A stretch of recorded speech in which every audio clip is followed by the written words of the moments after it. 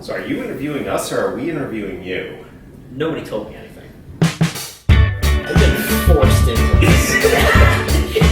Under threat of some sort of mystery disciplinary action. You know, guys, you guys have been talking quite a bit about connected systems. You're bullish on connected systems.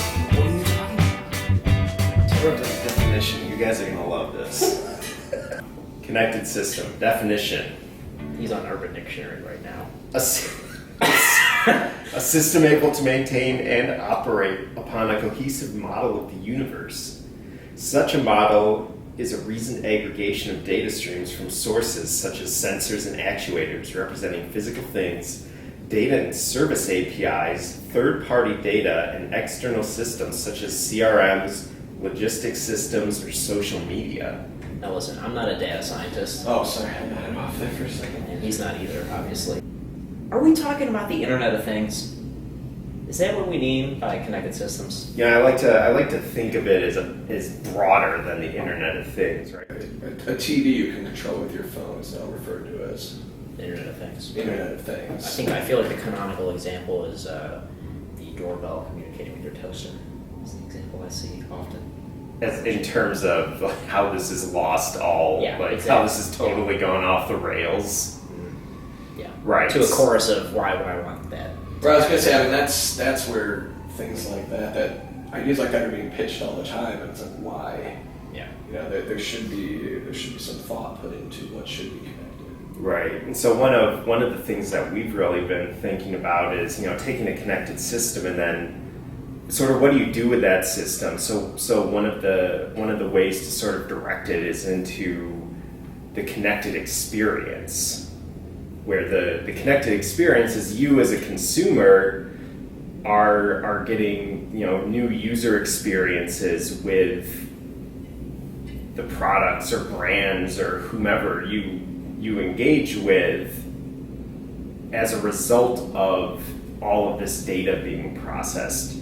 So, for example, if you've got an application on your phone for a retail store, some sort of big box store, let's say like a Home Depot or a Lowe's or something like that, maybe one stream of data for a connected system would be your movement within a particular store. So we're able to know, are you standing in front of the barbecue for 30 minutes?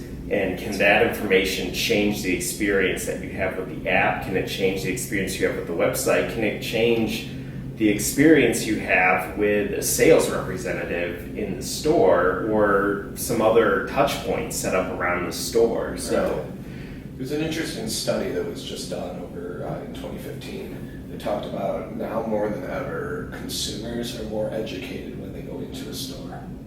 So even if they're going into a store like a Home Depot, they've researched every product that they want to look at, and they just go and they want to see the products, they take one look at it and they buy them. There's this idea of having like a salesperson in there who's going to tell you all about them is kind of gone. Because the most motivated buyers are the ones who come in because they want to see the product before buying, or they want it immediately, instead of waiting for it to be delivered. So I think there's, like Paul, like you were saying, there's a big opportunity to extend the online experience into a store. I think that's where you're going with the touch points. Yeah, make it an experience that's not only more readily facilitated, but is catered to the individual. So you feel like you're getting a personal experience in the store, and that's, gonna drive more engagement with, actual physical channels. Right, because there's a danger now as we're getting these new touch points, we have kiosks connected, TVs connected, phones connected, is that, like, say for a store like that, it's going to be spamming you too much. People are going to get sick that they don't want to shop there. And that's been one of the, arguments against this kind of thinking in general. Right, and I think when we talk about the insights you can get out from all this information, you're not going to be interacting with the customer more. In fact, maybe even less, but it's going to be much more personalized and much more meaningful for the customer. Right. They're going to want to consume that content more than just when it was generic content being distributed to hundreds of thousands or millions of people. So let me ask you this: how is that data processed? So let's say we have all the sensors, we have a store beaconized, how are we making those insights? Like, how do we get to the point where we can process all that data? Yeah, and so this is where there's a lot of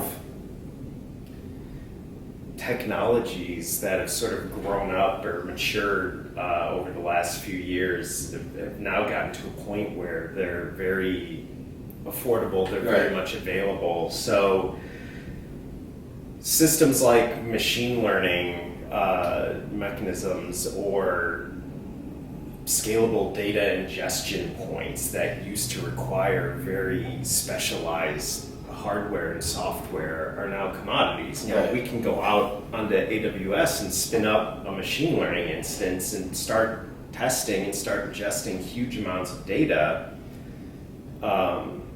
With very little setup, with scalable cost, with scalable throughput.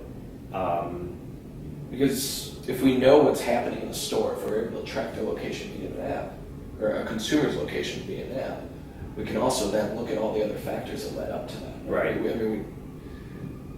Privacy aside, we can track everywhere they went in the store. We know what temperature it was. We know what the weather outside. And we know all relative things that can drive someone to make a purchase. Yeah, and that's the connected nature of the connected system, right? Is that the user's behavior, it's not just connected to what color was the sidebar on a web page. It's connected to who was standing with the user at a particular point in time. What kiosk were they in front of? What was the temperature around the kiosk? Was Creepy Bill nearby? Right. Well, worst. And that can, if you start taking the digital marketing that you did before, the A/B testing, like you said, what color works best, where the links are placed, if that affects where someone will click or convert. You can now do physical A/B tests. You now have the information to move things around. Does it work better in the front of the store or the back of the store? Yep. It could be very powerful, and I think it'll be years to come as this evolves more and more that people are using it, but I think we're just seeing the beginning of it right now. Yeah. Is it terrifying? It is. Yeah, I think so. In a couple of ways, but I think it's more exciting than not. That's always going to be the trade-off, right? It is. It's like if someone wants that content, they will trade their privacy because that allows them to. It allows the system to build up enough data to give you a personalized experience. Right. So if there was ever an argument for giving up your privacy in the store, maybe this is it. Yeah, the system has to be giving you enough value. So, think about Google, right? Google knows everything about everything that I do at every point in time. Right. It's true. But I get enough stuff from Google that I'm willing to give them all of that information. They're great directions. Beautiful directions. Beautiful directions. Great word editing software. Yeah. Those nice drawings. Great drawing platform, yeah. Email also. Email. Sure. Yeah, why not? Yeah. Well, now with Google Now, you can email about meeting someone to go to a movie, and you get spam with the movie titles and stuff, or the movie times, which is crazy. How's Google Now? Sounds like a connected system to me. Google